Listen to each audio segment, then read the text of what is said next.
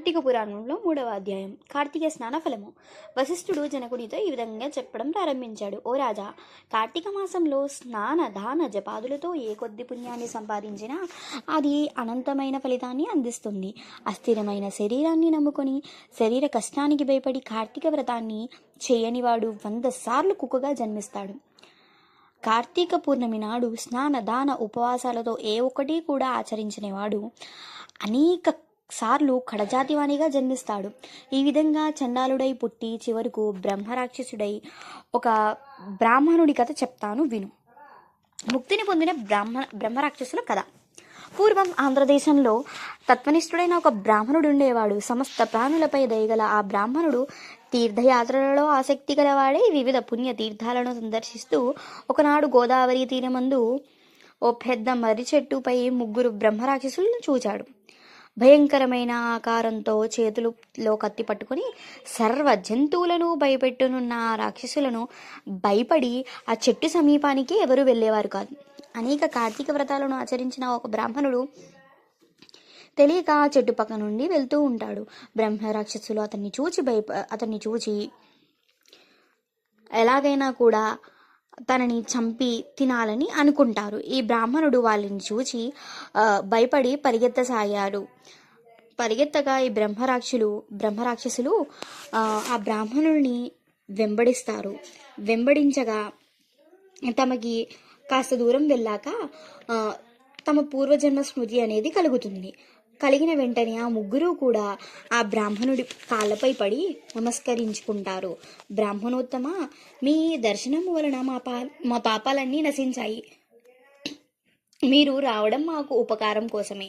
మీ వంటి మహాత్ములు తీర్థయాత్రలు చేయడం లోకోపకారం కోసమే కదా. బ్రాహ్మణుడి మాటలు విని భయము పోయినవాడై వారిని చూచి, మీరెవరు, ఏ కారణము వల్ల మీకు వికృత రూపం కలిగింది, పూర్వజన్మలో మీరేం పాపం చేశారని అడిగాడు. అప్పుడు రాక్షసుల్లో మొదటివాడు, అయ్యా, నేను పూర్వజన్మలో ద్రవిడ దేశంలో మందారం అనే గ్రామానికి గ్రామాధికారిని. ఇతరులను వంచడంలో నేర్పరి అయిన నేను సాటి బ్రాహ్మణుల ధనములను అపహరించి అనంతమైన పాపాన్ని సంతరించుకున్నాను.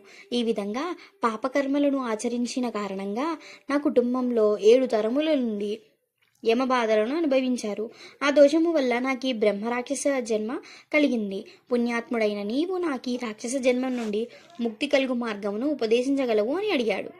ఇక రెండోవాడు, అయ్యా, ఆంధ్రదేశంలో నివసిస్తున్న నేను ఎల్లప్పుడూ తల్లిదండ్రులను దూషిస్తూ నా భార్యా పిల్లలతో షడ్రోపసేతమైన భోజనాలతో సుఖిస్తూ ఉండేవాడిని. కానీ నా తల్లిదండ్రులు మాత్రం ప్రతిరోజు చద్దన్నం పెట్టి బాధించేవాడిని.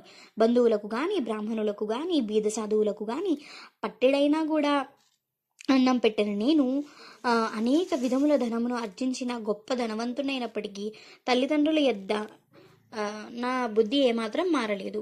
ఆ కారణం వలన నేను చనిపోయిన తరువాత యమలోకమున 8 యుగముల వరకు బాధలను అనుభవించి చివరకు ఈ రాక్షస జన్మ పొంది ఉన్నాను. పుణ్యమూర్తి అయిన నీవు నా పాపములను తొలగి ఉపాయము చెప్పి రక్షించవలసిందే అని కోరుకుంటాడు. ఆ 2 రాక్షసులు ఆ విధంగా చెప్పిన తరువాత 3వ రాక్షసుడు బ్రాహ్మణుడికి నమస్కరించి తన స్థితి ఈ విధంగా వివరించాడు.